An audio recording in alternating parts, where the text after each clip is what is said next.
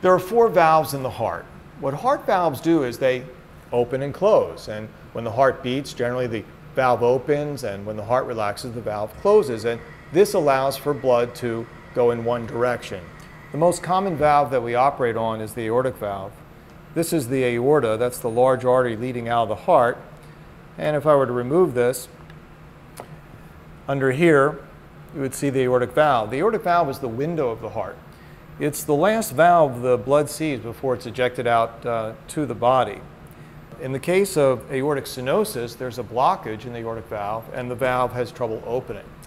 You can't usually repair the aortic valve because it's typically heavily calcified. We need to replace the valve. And we do that by cutting out the valve and putting in a new prosthetic valve. There are two choices of prosthetic valves. Basically, there's mechanical valves and there are biological valves. The mechanical valves are made out of a phosphorylated carbon compound. The white cloth is where we place our sutures, and that's how we implant it into the heart.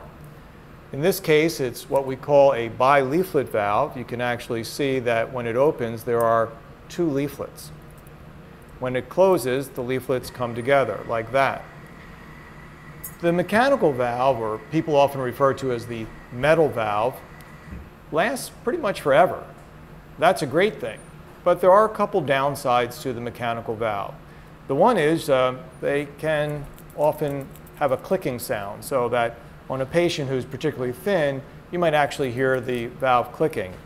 The other thing is the mechanical valve requires blood thinners, Coumadin, for the rest of your life. Now, Coumadin is a pill that you would take each day, and approximately once a month you would need to have your blood tested to make sure your blood is adequately thinned. The other option is a series of biological valves.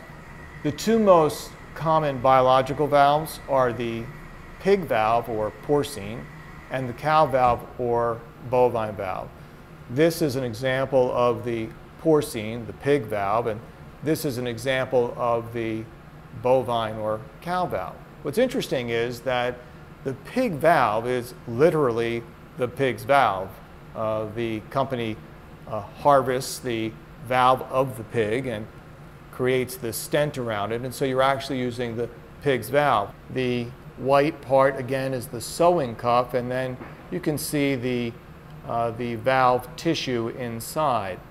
The cow valve is not actually the cow's valve. It's cow pericardium, which is the lining around the heart that they make into a valve. In other words, it's not valve tissue. You can often think of it as small pieces of leather that is made into a valve. It just happens to be from a cow. So what's the difference? Well, both are very good. The advantage of a biological valve is that you do not need any blood thinners except perhaps a baby aspirin each day.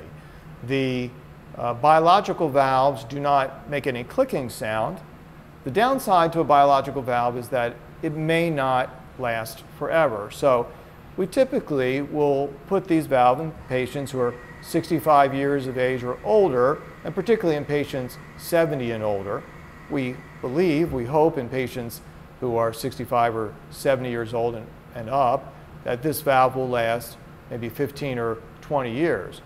Well, the good news is nowadays that if a biological valve doesn't last more than 10 or 15 or even 20 years, we have a new type of valve procedure known as TAVR, or transcatheter aortic valve replacement, where we can actually leave the old bioprosthetic valve in place and put a new one in with catheter techniques. Now, that technology is evolving, but it's fair to say that 10 years from now that patients who have bioprosthetic valves that wear out most likely won't need a second open procedure.